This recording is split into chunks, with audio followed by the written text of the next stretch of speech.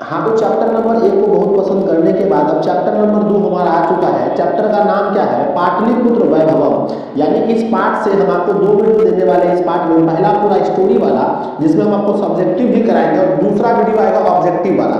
अगर आप इस दोनों वीडियो को कंप्लीट देख लेते हैं तो आपके एग्जाम में इस चैप्टर से 3 ऑब्जेक्टिव क्वेश्चन और प्लस में 1 सब्जेक्टिव, 5 नंबर एकदम कंप्लीट हो जाएंगे। ठीक है, हमने आपको क्या बताया कि संस्कृत में हम आपको टोटल 14 चैप्टर आपके बुक में है। कक्षा 10 बिहार बोर्ड के लिए हम आपको 2-2 वीडियो देंगे, एक चैप्टर का 28 वीडियो मिलेगा, वो भी 5 दिनों के अंदर, क्योंकि एग्जाम बहुत करीब है और आप लोगों को संस्कृत से बहुत डर लग रहा है। संस्कृत में 40 से 45 ऑब्जेक्टिव बुक के आते हैं और प्लस में 16 नंबर क्वेश्चन लिखने के, तो लिख है ना, लगभग हमारा 60 से 65 नंबर आपका आ जाएगा संस्कृत बुक में, जो कि हम आपको 5 दिन में वीडियो में देंगे। आपको जहां तहां पढ़ने से बिल्कुल भी फायदा नहीं है। आप है ना, आप इन्हीं 28 वीडियो को है ना कंप्लीट देख लीजिएगा, आपके एग्जाम में सारे क्वेश्चन हो जाएंगे, ऑब्जेक्टिव सब्जेक्टिव दोनों। तो आइए हम शुरू करते हैं चैप्टर नंबर 2 को। चैप्टर का नाम क्या है? पाटलिपुत्र वैभवम, है ना। चैप्टर नंबर 1 हमने पहले पढ़ाया, जिसका लिंक डिस्क्रिप्शन में है, जाके आप देख सकते हैं, है ना। तो पहला देखिए, यहाँ पर जितने भी मैं आपको स्टार बताएंगे, ये सारे स्टार ऑब्जेक्टिव के पर्पस से होंगे और सब्जेक्टिव क्वेश्चन हम आपको नीचे बताए हैं। तो पहला है कि बिहार राज्य की राजधानी पाटलिपुत्र है या पटना है? पाटलिपुत्र को राजधानी नगर कहा जाता है। एग्जाम में पूछा जाएगा कि किसे राजधानी नगर कहा जाता है। ऑप्शन खोज के मानना है पाटलिपुत्र को। या आपसे पूछा जाएगा कि बिहार की राजधानी कहाँ है, तो आंसर है पाटलिपुत्र। पाटलिपुत्र पाटलिपुत्र धार्मिक क्षेत्र, राजनीतिक क्षेत्र एवं उद्योग क्षेत्र में लोगों का ध्यान आकर्षित करते हैं। ठीक है, अगला पॉइंट आपको पढ़ना है कि विदेशी यात्री मेगास्थनीज, फाहियान, हुएनसांग, है ना, इत्सिंग प्रभृत्य ने अपनी आत्मकथा में पाटलिपुत्र का वर्णन किया है। एग्जाम में पूछा जाएगा निम्नलिखित में से किनने पाटलिपुत्र का वर्णन अपनी आत्मकथा में किया है। ऑप्शन में मेगास्थनीज रहेगा, फाहियान रहेगा, है ना, ये सब रहेंगे। तो ऑप्शन आपको डी मारना है, इनमें से सभी ने किया है। अगला प्रश्न आपका आएगा कि फाहियान या फिर हुएनसांग या मेगास्थनीज ने किस नगर का वर्णन अपनी आत्मकथा में किया है, तो आंसर लिखिएगा पाटलिपुत्र। ठीक है, अगला है कि पाटलिपुत्र वैभवम पाठ में पटना शहर के बारे में वर्णन है। तो प्रश्न एग्जाम में बनते हैं कि पाटलिपुत्र वैभवम पाठ में किस शहर का वर्णन है, तो आंसर देते हैं हम लोग पाठ, है ना, पटना शहर का। नेक्स्ट है कूटनीतम के लेखक दामोदर गुप्त है।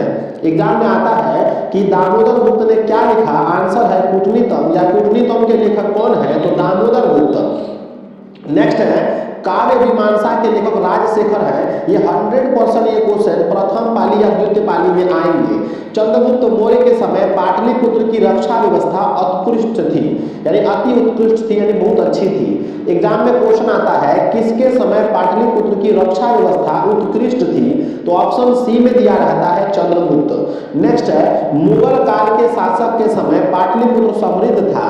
पेपर में क्वेश्चन आएगा किसके शासन काल के समय पाटलिपुत्र समृद्ध था, आपको आंसर देना है मुगल काल के समय। अशोक के समय पाटलिपुत्र प्रिय दर्शनी थी, यानी पूछा जाएगा प्रिय दर्शनी मतलब देखने में जो प्रिय हो। एग्जाम में क्वेश्चन आएगा किसके शासन के समय पटना प्रिय दर्शनी थी, आंसर मानना है अशोक के समय। गुप्त वंश के शासन काल में कौमुदी महोत्सव मनाया जाता था। एग्जाम में क्वेश्चन आएगा कि कौमुदी महोत्सव कहाँ मनाया जाता था, तो आंसर पाटलिपुत्र में। नेक्स्ट किसके शासन काल में, तो गुप्त वंश के शासन काल में। पूछेगा किस ऋतु में, तो याद रखिएगा ऋतु था हमारा शरद ऋतु में, शरद ऋतु में मनाया जाता था। नेक्स्ट है हमारा प्राचीन ग्रंथ में पाटलिपुत्र को पुष्पपुर और कुसुमपुर भी कहा जाता था। मध्यकाल में पटना को पटनेती भी कहा जाता था। नगर पालिका की देवी पटन देवी थी। एग्जाम में क्वेश्चन आएगा कि नगर पालिका की देवी कौन थी, आंसर दीजिएगा पटन देवी। पाटलिपुत्र में सिख धर्म के 10वें गुरु गोविंद सिंह जी का जन्म हुआ था। एग्जाम में ऑब्जेक्टिव क्वेश्चन आता है कि पाटलिपुत्र के, है ना, पाटलिपुत्र में किस महापुरुष का जन्म हुआ, आंसर दीजिएगा गुरु गोविंद सिंह। गुरु गोविंद सिंह सिख धर्म के कौन से गुरु थे, आंसर दीजिएगा 10वें गुरु थे। इनका जन्म कहाँ हुआ था, आंसर दीजिएगा पाटलिपुत्र में, है ना। अगला प्रश्न है कि पटना के उत्तरी दिशा में गंगा नदी बहती है, तो पटना किस नदी के किनारे है? गंगा नदी के किनारे। गंगा नदी पटना के किस दिशा में है? उत्तर दिशा में है ना। गंगा के ऊपर एशिया का सबसे बड़ा पुल गांधी सेतु पुल है। एग्जाम में क्वेश्चन बनते हैं कि गांधी सेतु पुल कहां पर है? आंसर पटना में। किस नदी पर है? तो आंसर दीजिएगा गंगा नदी पर। या एग्जाम में ये पूछे कि एशिया का सबसे बड़ा पुल ना, एशिया का सबसे बड़ा पुल कौन सा है? तो आंसर दीजिएगा गांधी सेतु पुल। जितने भी क्वेश्चन इस चैप्टर से बनेंगे सारे क्वेश्चन आपको हम यहाँ पर करवा देंगे। नेक्स्ट है हमारा पटना का इतिहास 2500 वर्ष पुराना है। सरस्वती का कुल गृहम पाटलिपुत्र को कहा जाता था। एग्जाम में आएगा कि सरस्वती का कुल गृहम किसे कहा जाता था? आंसर मारिएगा पटना को या पाटलिपुत्र। बुद्ध के समय में इसे पाटलिग्राम कहा जाता था। एग्जाम में क्वेश्चन आएगा कि कौन बार बार पाटलिपुत्र आए थे? तो आंसर दीजिएगा भगवान बुद्ध बार बार पाटलिपुत्र आए थे। और बुद्ध के समय पाटलिपुत्र का नाम क्या था? तो बुद्ध के समय पाटलिपुत्र का नाम पाटलिग्राम था। ये भी आपको याद रखना है। नेक्स्ट है बुद्ध भगवान ने पटना के विषय में कहा, पटना भविष्य में महानगर बनेगा परंतु इसे जल और अग्नि से हमेशा खतरा रहेगा। तो ऐसा कहने वाले कौन थे? भगवान बुद्ध ने कहा था कि इसे जल और अग्नि से हमेशा खतरा रहेगा। पाटलिग्राम को पाटलिपुत्र मिति भी कहा गया है। पाटलिपुत्र मिति भी कहा गया है। तो हमने सारे ऑब्जेक्टिव क्वेश्चन यहाँ पर डिस्कस कर दिए। आपके एग्जाम में एक भी नहीं छूटेंगे। अब इसका प्रैक्टिस के लिए हम दूसरा वीडियो बनाएंगे जिसमें हम आपको लिंक नीचे देंगे। अभी थोड़ी देर के बाद आपको वीडियो मिलेगी और वहां से आप लोग कर लीजिएगा सारे ऑब्जेक्टिव। अब देखिए सब्जेक्टिव क्वेश्चन में हम यहाँ पर 1 2 3 4 5 क्वेश्चन हमने सिलेक्ट किए हैं। इस चैप्टर से एक सब्जेक्टिव क्वेश्चन आते हैं। आपको पता है कि 16 क्वेश्चन आएंगे सब्जेक्टिव, जिसमें 8 का जवाब देना है और 14 चैप्टर आपको पढ़ने हैं। तो हम मोटा मोटी रखते हैं कि एक क्वेश्चन यहाँ से आएंगे। तो चलिए अब हम देखते हैं सब्जेक्टिव क्वेश्चन। पहला है पाटलिपुत्र वैभव पाठ का वर्णन कीजिए। वीडियो अगर आपको अच्छा लग रहा है तो वीडियो को लाइक कर दीजिए और पूरा यहाँ पर कंप्लीट संस्कृत आपको मिलेगा। ऐसा नहीं कि एक चैप्टर हम पढ़ा दिए, दूसरा चैप्टर आप किसी दूसरे चैनल पर जाकर खोजेंगे। हम इसी चैनल पर आपको कंप्लीट चैप्टर कराएंगे 14 के 14 28 वीडियो में, वो भी 5 दिनों के अंदर, है ना। तो लिखा गया है पाटलिपुत्र वैभव पाठ का वर्णन कीजिए। तो इस पाठ में पाटलिपुत्र का वर्णन किया गया है। इसमें पाटलिपुत्र का राजनीतिक, धार्मिक और पर्यटन के आधार पर महत्व बताया गया है।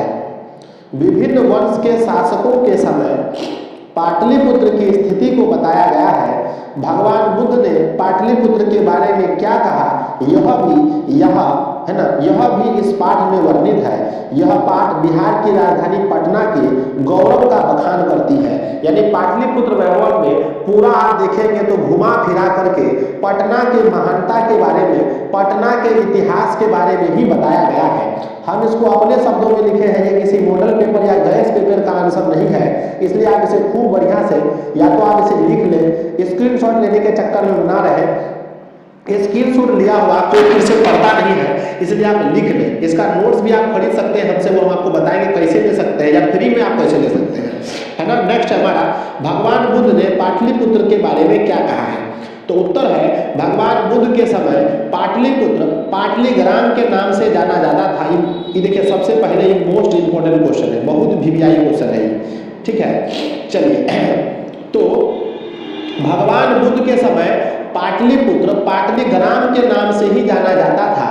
भगवान बुद्ध ने पाटलिपुत्र के बारे में कहा, यह ग्राम भविष्य में महानगर बनेगा परंतु इसे अग्नि और जल से खतरा बना रहेगा। तो यही कहा था भगवान बुद्ध ने पाटलिपुत्र के बारे में। और कई बार एग्जाम में क्वेश्चन पूछे गए हैं कि भगवान बुद्ध ने पाटलिपुत्र के बारे में क्या कहा था। अब चलिए नेक्स्ट देखते हैं हम। अगला प्रश्न आता है कि पाटलिपुत्र के पर्यटन स्थलों के नाम लिखें। तो याद रखिएगा 14 चैप्टर में आपके एग्जाम में 16 क्वेश्चन आएंगे, बनाने हैं आपको 8 ही क्वेश्चन, इसलिए हम जितना सब्जेक्टिव बता रहे हैं इतना काफी है ना। पाटलिपुत्र के पर्यटन स्थलों के नाम लिखें। तो पाटलिपुत्र के पर्यटन स्थलों के नाम निम्नलिखित है। पहला है वहाँ म्यूजियम मिलेगा, संग्रहालय, गोलघर, जैविक उद्यान, संजय गांधी क्या लिखा है, सॉरी, गांधी सेतु पुल एवं गुरुद्वारा इत्यादि यहाँ के पर्यटन स्थल है। इसमें कॉमा लगाना छूट गया है तो हम ठीक कर देंगे। नेक्स्ट है चंद्रगुप्त मौर्य के समय पाटलिपुत्र की स्थिति का वर्णन कीजिए। तो उत्तर है चंद्रगुप्त मौर्य के समय पाटलिपुत्र की शोभा रक्षा व्यवस्था उत्कृष्ट थी, मतलब बहुत ही अच्छी थी। चलिए इस अध्याय का लास्ट हमारा क्वेश्चन है कि पाटलिपुत्र में प्रत्येक वर्ष मनाए जाने वाले उत्सव के बारे में लिखे। तो आपको पता होगा कि पाटलिपुत्र में प्रत्येक वर्ष गुप्त वंश के शासन काल में, गुप्त वंश के, सॉरी यहाँ पर गुप्त वंश लिखा है, ऊपर में कोई दूसरा वंश तो नहीं रहे जी, ऊपर में क्या लिखा है, कौन सा वंश है देखने दीजिए, कहीं मिस्टेक तो ना, यहाँ पे लिखा है गुप्त वंश के शासन काल में। चलिए ठीक है, तो क्या लिखा हमने, गुप्त वंश के। तो पाटलिपुत्र में प्रत्येक वर्ष गुप्त वंश के शासन काल में शरद ऋतु में कौमुदी महोत्सव मनाया जाता था। इस उत्सव में लोग दुर्गा पूजा की तरह ही आनंदित होते थे। तो ये हमने इसका सब्जेक्टिव बताया और ये बहुत इंपॉर्टेंट है कि पाटलिपुत्र में प्रत्येक वर्ष मनाए जाने वाला उत्सव के बारे में लिखे। तो 5 हमने आपको सब्जेक्टिव कराए और बाकी मैंने स्टार कराए। तो एक भी क्वेश्चन नहीं छूटेगा। आप इस वीडियो को, अगर आपको डाउट लगता है तो आप इस वीडियो को कम से कम 2 बार देख लीजिए, आपका डाउट खत्म हो जाएगा। आप जाइए, नीचे एक लिंक दिया गया है, इस चैप्टर का ऑब्जेक्टिव जरूर लगा लीजिए। हम बता रहे हैं सब्जेक्टिव तो आप लोग देख लीजिए, ऑब्जेक्टिव 100% लगाना जरूरी है, तब आपका ये चैप्टर कंप्लीट हो जाएगा। जैसा कि नंबर 1 चैप्टर आप लोगों ने कंप्लीट किया, पहला चैप्टर मंगलम सबका कंप्लीट हो गया, तो दूसरा भी कंप्लीट कर लीजिए। बहुत जल्दी, ज़्यादा दिन नहीं रुकना है, एग्जाम करीब है, सर पर एग्जाम है, 5 दिन के अंदर सारा वीडियो मिल जाएगा। अगर आप 2-4-5 दिन बाद मेरी वीडियो देख रहे हैं तो जाइए कि हमारा कॉलेज लिस्ट में या नीचे लिस्ट दिया गया होगा, उसमें सब वीडियो देख लीजिए। हमने पहले पूरा वर्णिका पढ़ा दिया है, पूरा गोधूली पढ़ा दिया है, गोधूली का काव्य खंड में भी 6 चैप्टर बात है ना, पूरा कंप्लीट कर दिया। तो सबको देख लीजिए। हिंदी संस्कृत के लिए आप मेरे चैनल पर पूरा डिपेंड रह सकते हैं और वीडियो को देख सकते हैं। तो जल्दी से जाइए, और आपने अभी तक लाइक नहीं किया तो वीडियो को लाइक कर दीजिए, चैनल पर पहली बार तो सब्सक्राइब कर लीजिए, ताकि एग्जाम भर आपको अच्छी वीडियो मिलती रहे। उसके बाद फिर आप अनसब्सक्राइब भी कर सकते हैं। तो मिलते हैं उस वीडियो पर। धन्यवाद आप सभी का वीडियो को देखने के लिए। अपने दोस्तों को शेयर कर दीजिए, ज़्यादा जलन का भाव मत रखिए कि वो भी पढ़ लेगा, पढ़ने दीजिए, शेयर कर दीजिए, सबको पढ़ने दीजिए, आपका ही दोस्त है। चलिए धन्यवाद।